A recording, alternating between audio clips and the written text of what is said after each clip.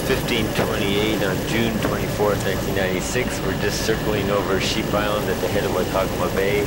We'll get a view of Indian Island in a minute. We're at about 700 feet elevation. We'll be dropping down to about 400 as we circle around the town of Whycocomagh. There's a view of the tail end of Indian Island, and then it becomes much higher relief on the east side of Indian Island.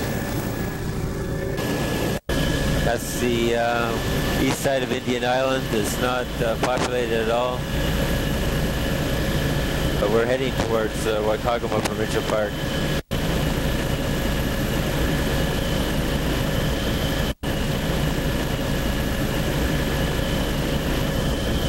Just getting a view now of the Whycocomagh Provincial Park. The Whycocomagh Reserve is one of 6 bands of the Mi'kmaq Nation on the Bredor Lakes. The group are trying to get a joint management for the whole Bredor Lake so that better use of resources in the lake can be made and enjoyed by all, and to prevent pollution and better use of aquaculture.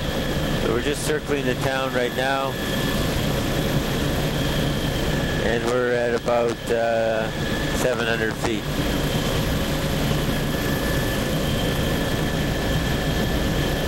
The time is 15:30.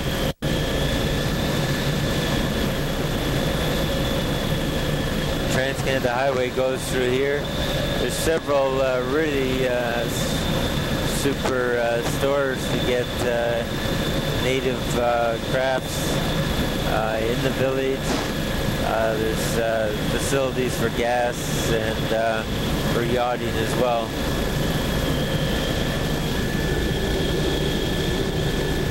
There you get a view of the delta of the Sky River. A fair bit of silting goes on. You get a good view of the wetlands. Looking down at the Sky River Delta, you can see there's a lot of little tidal creeks emanating out of the marsh, heading seaward, as well as the main river channels that are flowing seaward, and there appear to be some shoals at the end of them in the bay itself. Most of the shoreline along here is vegetated marsh, and even as you get closer to the other side of Whycocomagh, the main shoreline is vegetated. Again, a good view looking across the other side of Salt Mountain, the higher relief there.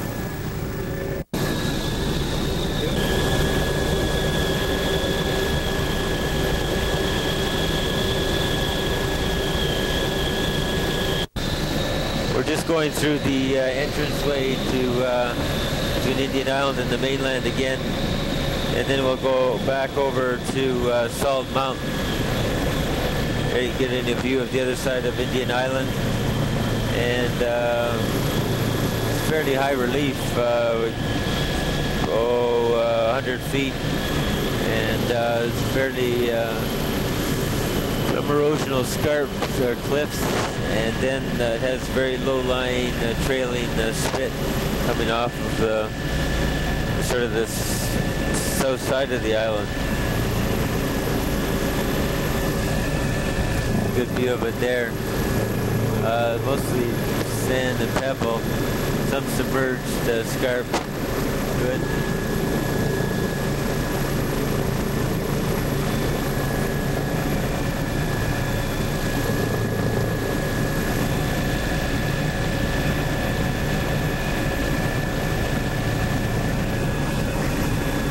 Time is 15:32. We're just going by Indian Island.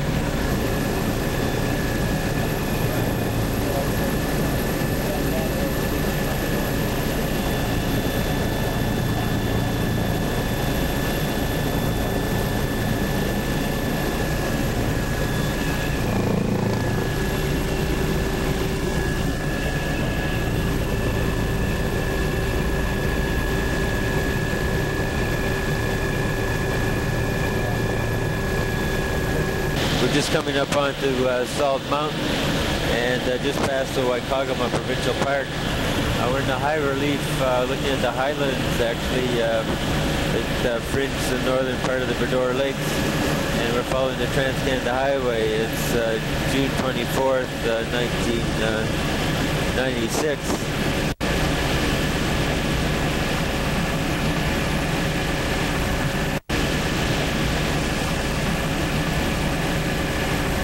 The shoreline along here is a fringing beach, very narrow. There's some riprap at the edge of the highway, and these forelands tend to contain more sand and gravel, fairly regularly spaced, but these three are fairly well formed along the north side of the Whycocomagh Bay. They're called Lovett Point and Fraser's Beach. We're flying about 400 feet at 70 knots, and the time is 16:22. Back shore is a low cliff. It's actually the roadbed, unconsolidated, possibly with some bedrock underneath it. You see scattered boulders along the shore, partly winnowed, but partly appear to be I don't know if they were added by the road or not, but certainly winnowed lag deposit. Coming up towards Aberdeen. Elevations in the back shore are well over 500 feet. The road is probably closer to 100 feet in places.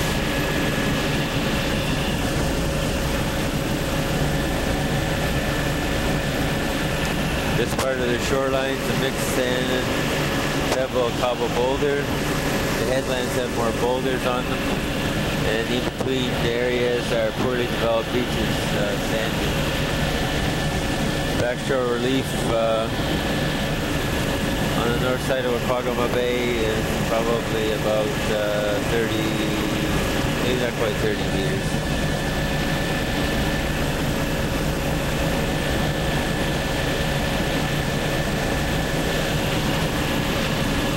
This little cove that's just coming up, we have a much better barrier beach development, a little inlet going into the wetlands, probably a river coming out there, yeah it is, and there's a nice barrier just in behind the lee of the north side of Whycocomagh Bay.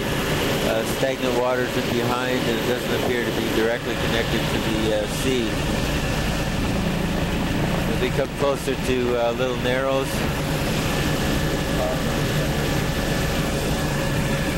get closer to Little Narrows, the shore is actually becomes lower. Barrier beaches here in front of another river, probably deltaic deposits. There is a channel that cuts through that barrier, mostly sand and gravel. And along this part towards the Narrows, we start to get more bedrock exposed along the cliffs. At the inner area there's some wetland at the foreland and dune grass, and then at this peninsula where the cemetery is more unconsolidated over bedrock and riprap. And this is the old church that I talked about on the other side. You can see as we went over the ferry before, it's sort of around mid-1800s.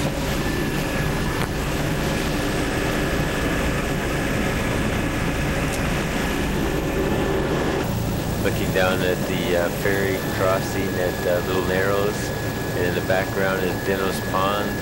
In the foreground is a vegetated shore with very little beach development. It's difficult to distinguish bedrock from winnowed boulders along this shore. We're just going to go across into Dennis Pond, where Phil Drennan's Lac Bredor salmon farm is located. You'll just see it coming into view in a minute. The peninsula that separates Dennis Pond from St. Patrick's is totally undeveloped. It's all treed, and there you get a view of Phil Drennan's salmon farm. The shores on the pond itself are all treed, vegetated, no well-developed beach.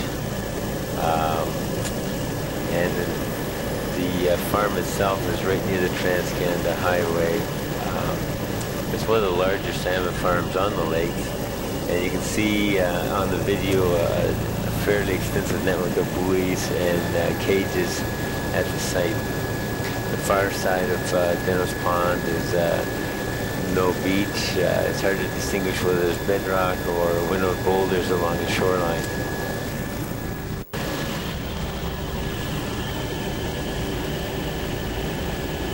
Just look back at the farm and you see the extensive network of buoys and cages, and a view over St. Patrick's Channel. As you come out of Denos Pond, again, there's mostly vegetated shores, some pocket marsh, development in the little embayments, and in the foreground you start to see shallow sandy areas in the submerged portion of the pond. Going down the entrance to the pond to Little Narrows, it appears to be fairly shallow. No well-developed beaches. There's pocket marsh, treed shores, and it's difficult to tell whether this is bedrock you're looking at or winnowed boulders. And as we come back into St. Patrick's Channel, the time is 16:28, and we're going to head westward toward Donald Williams Point.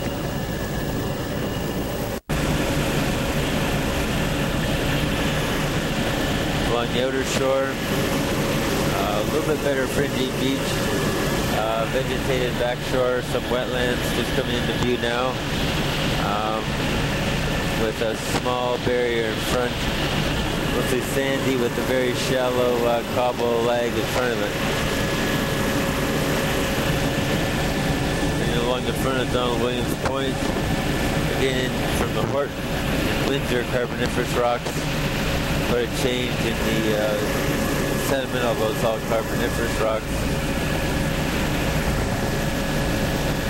And we're just going by the area of the gypsum plant and wharf facilities of Little Narrows, heading towards Bucklaw. Coming around the corner here, we see a bit more better beach development. There's still vegetation just on the back shore, but it's facing down the St. Patrick's Channel, so you get a better wave fetch form. There the person has a constrained rock wall or concrete wall along their property. On these shores between here and Nyanza Bay, or again following the Trans-Canada Highway, and the relief right down by the shore is probably less than 20 meters, but right by Trans-Canada and above that it goes well above 500 feet. The north side mountain. In fact, it's about 1,000 feet.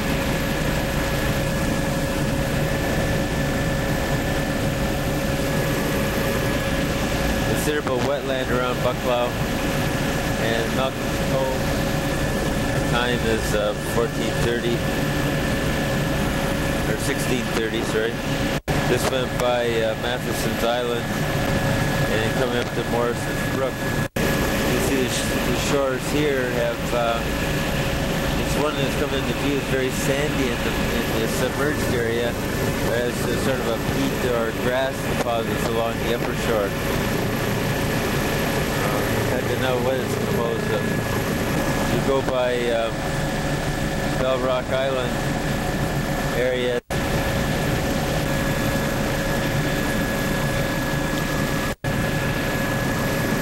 Still following Trans-Canada.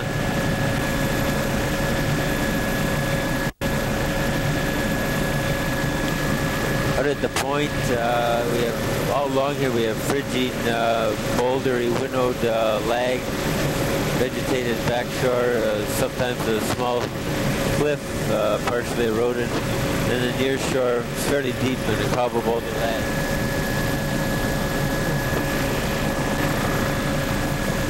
There's a considerable frigid wetland and a lot of shoals with looks like vegetation or sand in the inner tidal areas. Yeah, that's what it appears to be, is sand, and the dark areas are vegetation. Just went by McRitchie's Cove.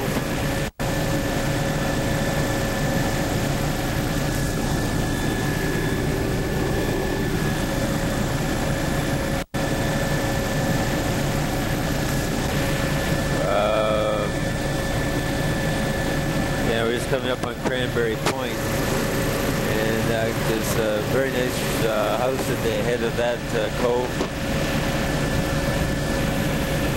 Naughton's Cove. Coming around the corner, Shor again is rises up 20-30 meters, but it's a gradual rise, and the shore itself is sort of a boulder lag with sort of cobble boulder near shore. Back shore again is erosional scarp or cliff or treat area.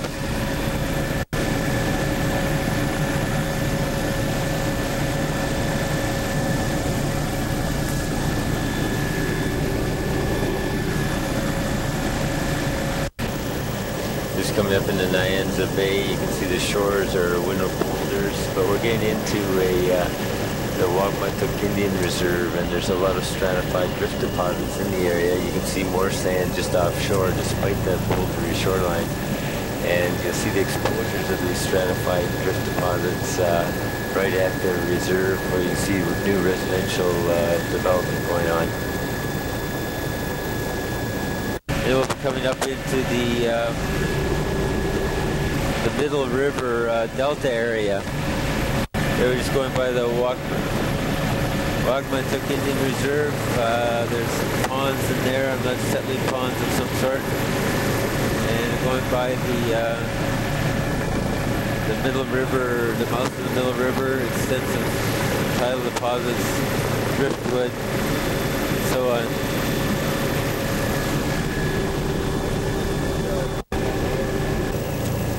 These extensive shallow floodplain deposits really show up here, and you can see the levees that outline the channels. Most of them are vegetated, they're tree-lined, and you can see the driftwood in the foreground here must cause havoc with both drainage and transportation on these channels. We're just heading over the Trans-Canada Highway. We'll just make a circle here of the Nyanza Bay area. I guess that was maybe a sewage plant that we went over before. You see nice constructed school at the top of the hill, and its location again right along the Trans-Canada Highway. Good view of the Nyanza Delta, Nyanza Bay, Middle River Delta, I mean. And we're just circling, and there you get a good view of the river channels. They're cluttered with a lot of trees and wood debris.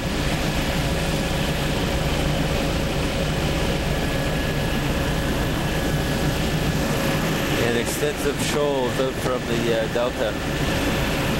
As we approach the small town of Nyanza, you see very low-lying shores and very little beach development.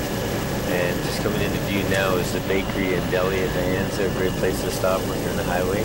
There's an oyster aquaculture site in the cages down below. There's several small recurves or barrier beaches heading into the small embayments along the shore, but no well-developed beaches. See, starting to get more hotel development and other kind of accommodations for the Baddeck region. This part of the shore, very low-lying, it fringes of Trans-Canada. McGregor's Pond.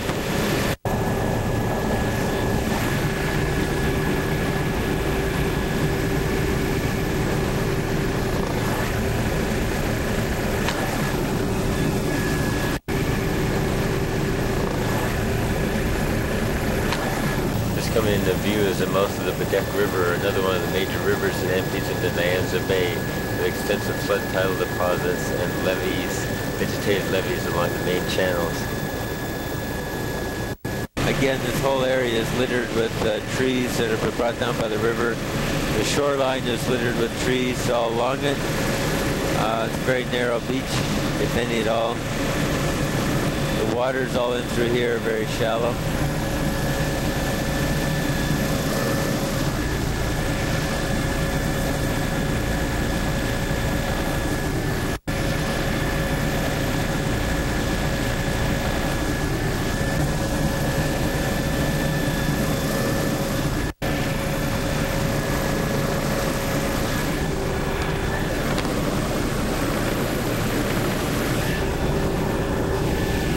Time is 16:37, and we're going about 70 knots, and we're about 300 feet. It's June 24th, 1996.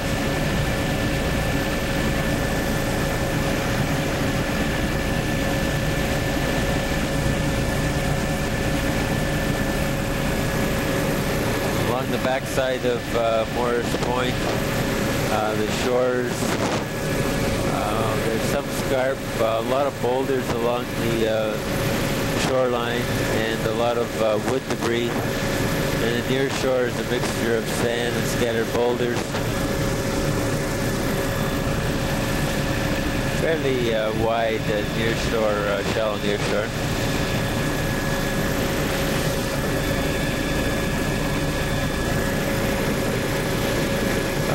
More erosional scarp as we're getting towards the outer part of Morris Point. Probably 5 to 10 meters elevation. It'll be more of a yellowy red than red till. Possibly some Windsor formation mixed in here.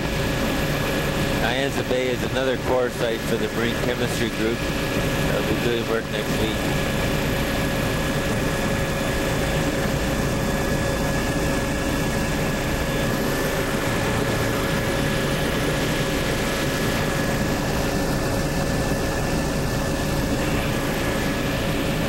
Coming out on the outer part of Morris Point. Elevation is about 15 meters on the island. Back shore is fairly well vegetated. Less of a scarp along the outer side. The small cove that we're just going over, you can see the light area. That's a very shallow shoal off the mouth of it. And then the shore itself is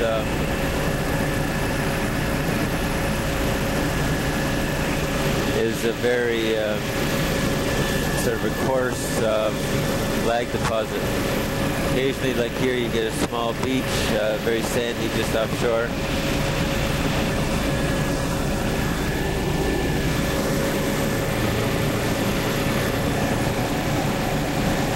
And we're in Cow Bay right now.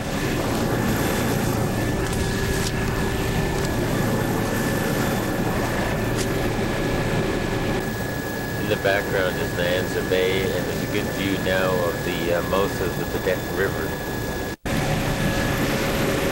Coming out of Cow Bay, there's a road that fringes the edge of the beach, where you return back into a higher, probably 15 to 20 meter elevation. Well, no, maybe 15 meter elevation. Erosional scarp. Looks like it's maybe till over bedrock. Went by a small barrier, it's close to a pond. Not as much vegetation, but a bit deeper. Going by a small boat traveling towards Cow Bay for scale. And at Sandy Point you get a fairly large wetland and a barrier that protects it. There's a small outlet from the wetland on the west side. Of shoals all around Sandy Point. There actually seems to be a fair bit of pebble and cobble as well. As we go along the Baddeck shore, we're getting into some very expensive real estate. Some nice houses. Several of them have wharves and boat ramps. And it appears to be mostly glacial material over top of bedrock. The inlet Baddeck area. There's a campsite just coming up. The time is 16:41.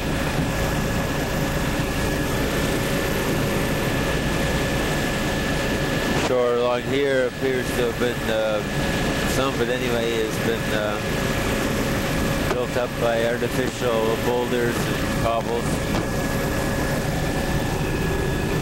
Going by a small inlet. There's a partial barrier across it with an outlet on the east side. Very shallow. The shore leading to Baddeck has several sailboats out. It's a beautiful day, and a lot of the cottages along here have wharves or boat ramps, and some have sort of makeshift groins. The beach itself appears to be mostly sand, double cobbled boulder, maybe some outcrop. This one has been reinforced with rock, as has this one. It's been reinforced with rock. And some children down on the rocks for scale.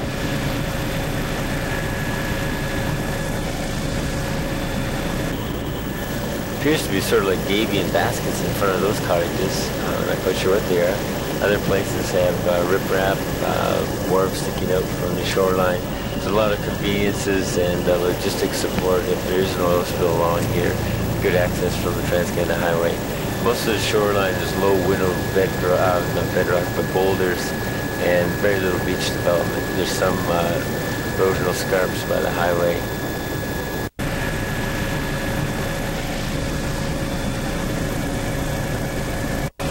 There's beautiful homes and motels along here, lots of accommodations, a very large yachting community.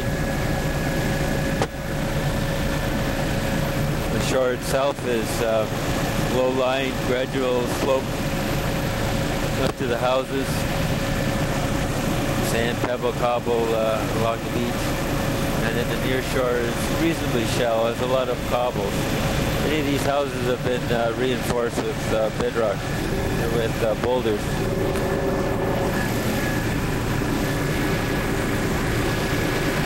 We're just coming up into Rose Point in the Baddeck Harbor area. Just going by the Inverary Hotel and the Kitson Light, which is about 121 years old. We'll be going by a sailing vessel.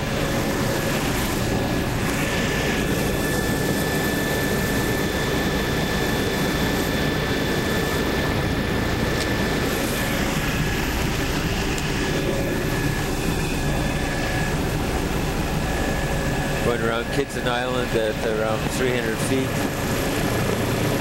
and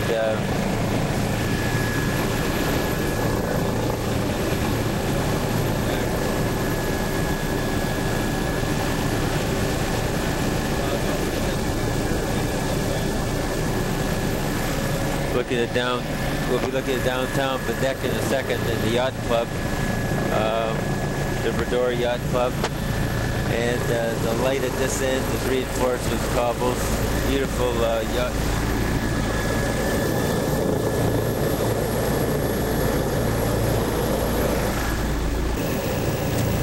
We just got in a little close to the town, so we'll make a circle around here, but you will get a view of some of the residences at Baddeck, and then we'll get a view looking down Baddeck Bay, but we'll come around and have another go at this.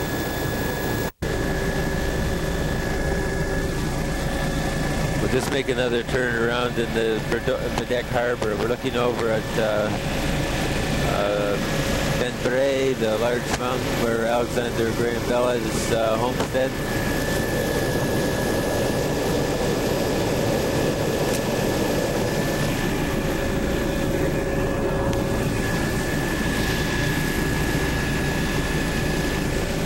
And we're just coming around, getting a view of one of the schooners, as well as downtown Baddeck.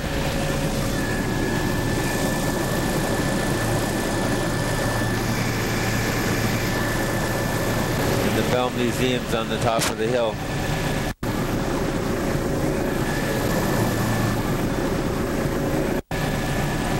As we go down along this shore, we'll go down into the down the bay into Baddeck Harbor. Most of this shore has been reinforced by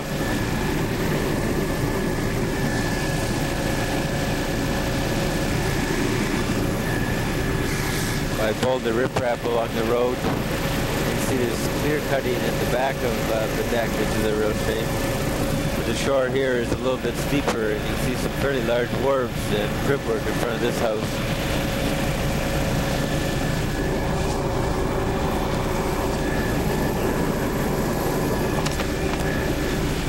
This is the area where the hydrofoil was built by Casey Baldwin and Bell in 1919 and flew and was tried out in the area. And it's also an area where Alexander Graham Bell did a lot of his experiments. We're just down at the head of Baddeck Bay now.